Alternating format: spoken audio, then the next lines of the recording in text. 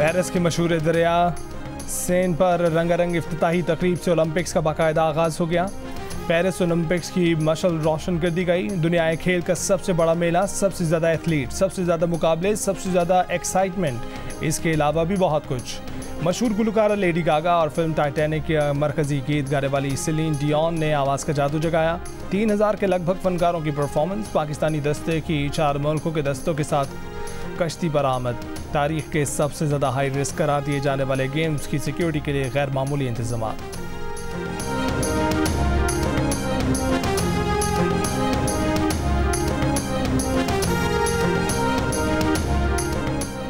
धरना एक माह चले या उससे भी ज़्यादा हम तैयार हैं। कारकुन धरने में मौजूद रहें, किसी भी वक्त आगे बढ़ने का बता दूंगा। महंगाई और महंगी बिजली के खिलाफ धरने से अमीर जमात इस्लामी हाफिज नईमुल रहमान कमरी रोड रावलपिंडी में खिताब।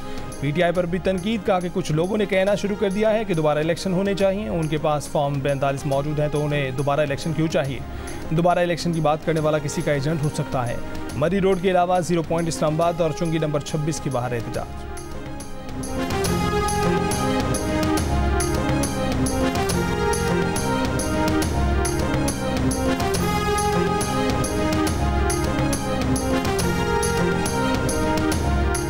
सदर मुमलिकत ने सुप्रीम कोर्ट में एडहॉक जजों की तैनाती की मंजूरी दे दी। जस्टिस सरदार तारिक मसूद और जस्टिस मजहर आलम खान मियां खेल को सुप्रीम कोर्ट का एडहॉक जज तैनात कर दिया गया।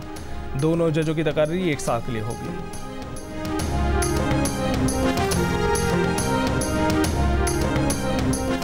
वज़ीर आला खैबर पख्तूनख्वा अली अमीन गंडापुर ने कहा है कि खैबर पख्तूनख्वा में ऑपरेशन नहीं होने देंगे। सब सुन लें, अमन मांगेंगे नहीं, अमन लेंगे। बनू में जलसे से खिताब करते हुए कहा कि जहां शरपसंदों का शुबा होगा वहां पुलिस कार्रवाई करेगी। हल्फ देते हैं कि हक, अमन और इंसाफ के लिए आवाम के साथ खड़े रहेंगे। हमारे फैसले कोई और नहीं करेगा, हम खुद करेंगे।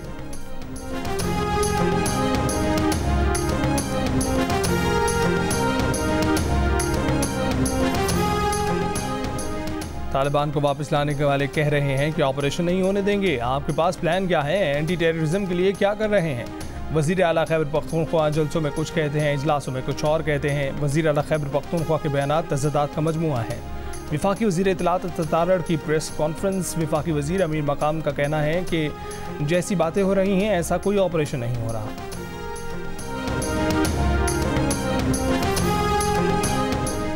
पाकिस्तान ने भारतीय वज़ीर आज़म नरेंद्र मोदी के जंगजू बयान को मुस्तरद कर दिया। तर्जमान दफ्तर ख़ारजा मुमताज़ आरा बलोच का कहना है कि भारत को गैर मुल्की इलाकों में टारगेट कत्ल, तखरीबकारी और दहशतगर्दी को मुनज़्ज़म करने की अपनी मुहिम पर गौर करना चाहिए। ताकत का इजहार और जहालत इलाक़ाई अमन को नुकसान पहुँचाती है।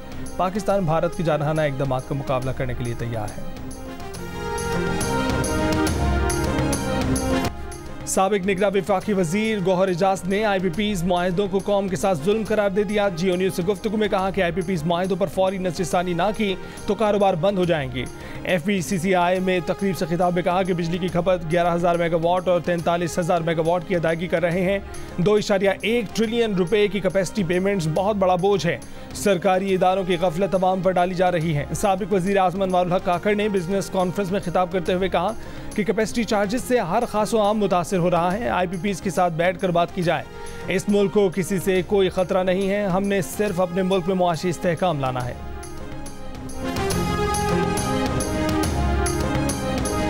कराची में नवाब अकबर भुट्टी के रिश्तेदारों में मुसल्लह तसादुम की CCTV वीडियो सामने आ गई। मुखालिफ समत से गाड़ियां सामने आते ही दोनों में सवार अफराद उतरे और फायरिंग शुरू कर दी।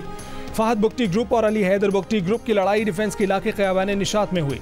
जांबाहक अफराद में नवाब अकबर बुख्ती का भतीजा फहद बुख्ती, मीर मैसम बुख्ती, मीर ईसा बुख्ती, अली और नसीबुल्ला शामिल। नवाब अकबर बुख्ती का भांजा मीर अली हैदर बुख्ती और कायम अली जख्मी हालत में अस्पताल मुंतकिल। वाक़े का मुकदमा सरकारी मुद्दईयत में दरख्शा थाने में दर्ज। मुख्तलिफ मकामात पर छापों में 17 अफराद ज़ेर हिरासत, असला भी बरामद। पुलिस के मुताबिक दोनों ग्रुपों के दरमियान काफ़ी अरसे से ख़ानदानी झगड़ा था। दोनों ग्रुप बातचीत के लिए मिलने आ रहे थे। इस दौरान दोनों की गाड़ियों का सामना हुआ और फायरिंग का तबादला हो गया।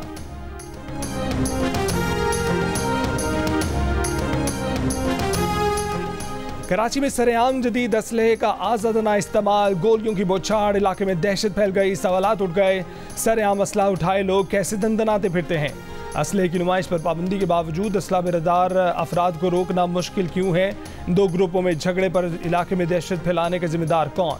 जियो न्यूज से गुफ्तगू में डीआईजी साउथ असद रजा का कहना है कि जिसके पास लाइसेंस है वो असला रख सकता है, अपने दिफा के लिए इस्तेमाल भी कर सकता है। जब पता चलता है कि असले का गलत इस्तेमाल किया गया तो लाइसेंस मनसूख कराते हैं। सरेआम असला लेकर चलने के खिलाफ कार्रवाइयां करते रहते हैं।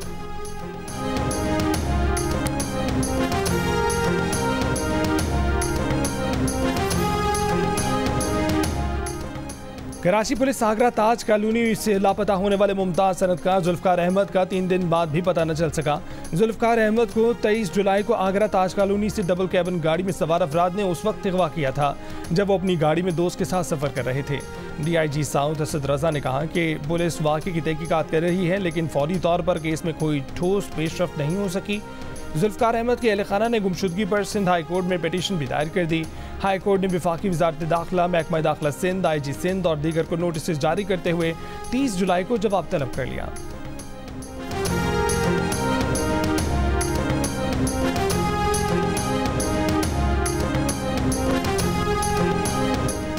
बानी PTI और बुशरा बीबी के वकील नहीं पहुंचे। अदालत ने इंतजार के बाद 190 मिलियन पाउंड रेफरेंस की समाअत मुलतवी कर दी।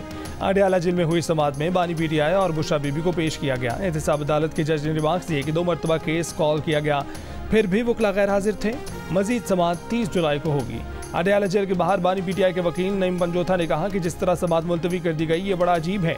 वकला को सुप्रिंटेंडेंट ऑफिस में बिठा दिया गया था और कोर्ट के अंदर बताया गया कि वकला मौजूद नहीं, जबकि वकला वक्त पर पहुंच गए थे।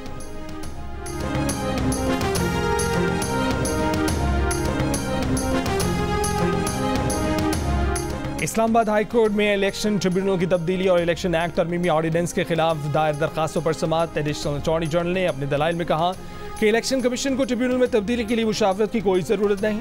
चीफ जस्टिस को मुशावरत के बाद इलेक्शन कमीशन के इख्तियार में मुदाखलत का इख्तियार नहीं है। चीफ जस्टिस आमिर फारूक ने कहा कि इस्लामाबाद का ट्रिब्यूनल जज लगाना है तो chief justice Islamabad high court से मुशावरत करनी ही होगी। चीफ जस्टिस का एडिशनल अटॉर्नी जनरल से रिटायर्ड जज को ट्रिब्यूनल जज मुकर्रर करने की शिक में तब्दीली पर इस्तफसार। कहा कि कानून 50-100 साल का सोच कर बनाया जाता है, ये तो नहीं कि आज के लिए कानून बना लिया तो कल के लिए कल देखेंगे।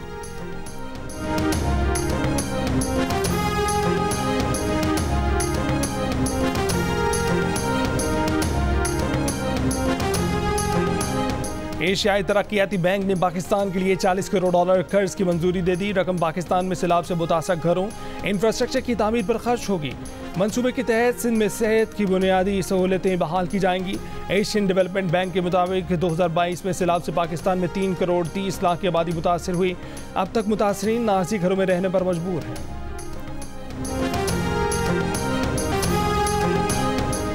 और कैप्टन मोहम्मद सरवर शहीद निशान हैदर की 76वीं बरसी। पाक फौज chairman joint chiefs of staff committee और सर्विसेज चीफ्स का कैप्टन मोहम्मद सरवर शहीद को खराज अकीदत।